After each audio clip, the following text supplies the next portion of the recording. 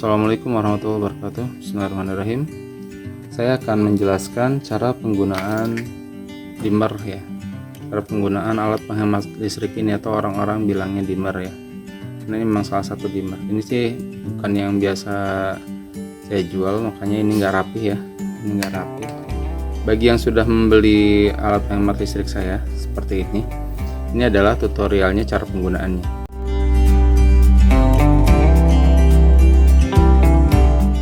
Jadi misalkan kita mau menghemat listrik untuk perangkat ini ya. Ini adalah PSU, power supply, yang biasa kadang-kadang saya gunakan ya untuk memperbaiki handphone. Caranya adalah kabel AC daripada PSU ini dimasukkan ke sini ya, ke dimmernya. Kemudian dari dimmernya atau dari alat penghemat listriknya kita colokkan ke stop kontak. Nah, seperti ini ya. Nah, kemudian kita nyalakan. Bismillah. Kita nyalakan. Kita turunkan pelan-pelan. Nah, kita turunkan pelan-pelan. Ternyata masih nyala tuh ya. Masih nyala dia. Kelihatan nggak? Dia masih nyala lampunya ya, masih nyala lampunya. Nah, berarti tandanya dengan aliran yang paling kecil pun dia masih tetap nyala. Kalau misalkan masih tetap nyala, maka di aliran terkecil sudah biarin aja. Tapi kalau misalkan di aliran terkecil dia nggak nyala, maka kita gedein sampai dia nanti nyala.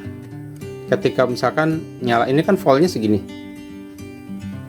ya, ampernya ya. Ini dimmer saya ini bukan mengatur tegangan, tapi kita mengaturnya atau ngeregulasi daripada ampere, bukan tegangan, dan bukan juga ngeregulasi frekuensi. Ini ampere, jadi yang kita mainin ampernya, karena ada beberapa perangkat yang tegangannya nggak boleh kurang tapi ampere boleh kurang gitu ya. Jadi ini maksimum dan ini minimum. Ternyata di minimum pun dia tetap bisa. Kalau misalkan di minimum tetap bisa, ya sudah di minimum aja, sehingga ampere yang dibutuhkan di sini cukup ya. Ampere dibutuhkan di sini untuk perangkat itu hidup itu cukup. Maka kita setel aja di minimum. Dengan demikian nanti KWH nya juga lebih kecil. Ketika KWH lebih kecil, otomatis tagihan PLN juga murah gitu ya. Nah, makanya nanti kalau misalkan ini nggak hidup, kita naikin pelan-pelan sampai dia hidup. Ketika udah hidup, oke, misalnya batasnya segini, udah hidup, ya udah segini aja.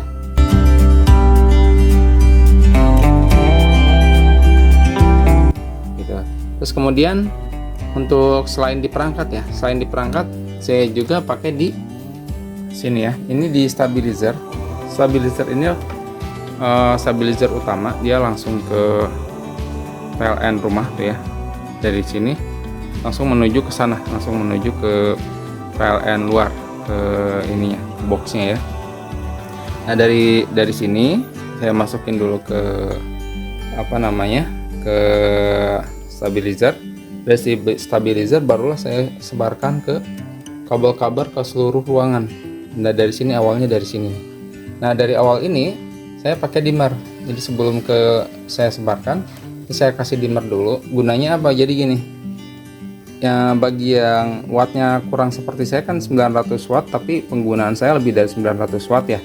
Makanya saya pakai ginian. Kenapa? Nanti kalau misalkan sewaktu-waktu dari PLN tahu-tahu tiba-tiba mati, biasanya pas bagian hidup, orang lain tetangga-tangga hidup, saya nggak hidup, ngejepret mulu.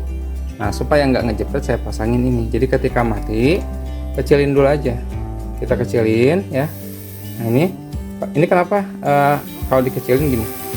Wah, ini ada suara tet gitu ya. Ini karena kita di sini di dalamnya itu ada MOSFET, dan ada yang lainnya ya. Nah, itu suara daripada MOSFET-nya. Apakah bahaya? Enggak bahaya ya. Nah, terutama ketika nanti ngidupin ini, misalkan kipas ya, ngidupin kipas nanti ada suaranya lebih keras ya. Hidupin. Kadang-kadang suara di sini keras, terut gitunya ya. Tapi nggak jadi masalah, nggak bahaya kok, sama sekali nggak bahaya. Kadang-kadang tapi ya nggak selalu ya.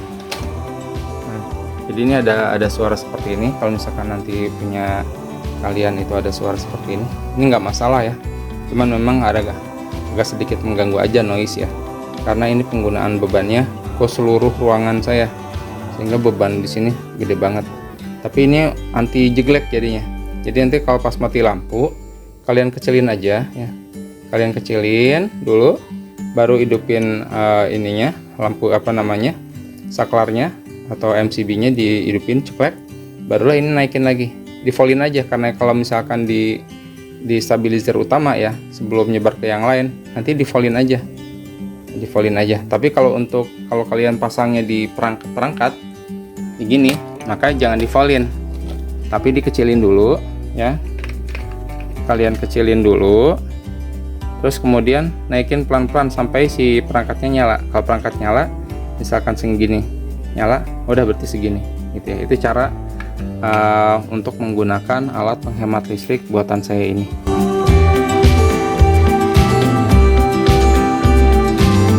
Lihat deh kegunaan alat ini.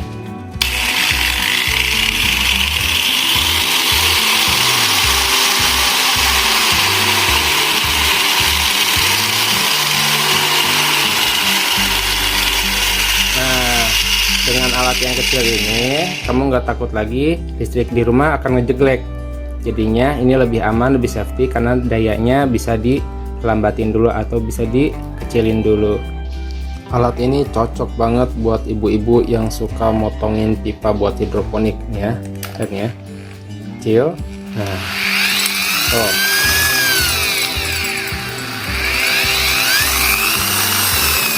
Jadinya nggak langsung gede, jadi safety buat emak-emak ya, ataupun buat bapak-bapak juga safety sih. Kayak gerinda ini kan, nantinya ketika dimasukkan dulu ke alat ini, dia akan kecil dulu putarannya, jadi nggak bahaya. Kalau dibutuhkan kenceng baru kita gedein. Selain saya pakai buat gerinda, buat motherboard juga saya pakai buat solder. Daripada kayak ini nih, soldernya tuh kalau misalkan colokin langsung gosong gini ya, sehingga nggak nempel ke timah. Nah, kalau solder yang ini karena dikasih ginian dulu, dia bisa nempel ke timah karena nggak ada jelaganya. Kadang-kadang solder itu kalau langsung dicolokin langsung panas jadi hitam, nggak bisa nempel ke timah. Nah, kita bisa pakai alat ini dulu. Ini bisa dikecilin dulu sehingga ini nggak langsung gede. Nah, terus ketika kita putar, nah itu langsung panasnya besar ya. Ketika dikecilin, panasnya juga kecil. Ya, kelihatan ya panasnya ya, tuh digedein gede.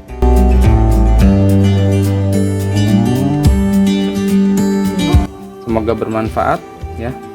Semoga dengan penjelasan ini bisa menggunakan alat ini. Kalau misalkan masih ada yang bingung cara penggunaannya, bisa langsung hubungi saya di 08 567 14 88 13 ya, di WA aja ya, silakan. Atau kalau misalkan mau telepon WA juga nggak apa-apa ya, biar tambah jelas. Assalamualaikum warahmatullahi wabarakatuh.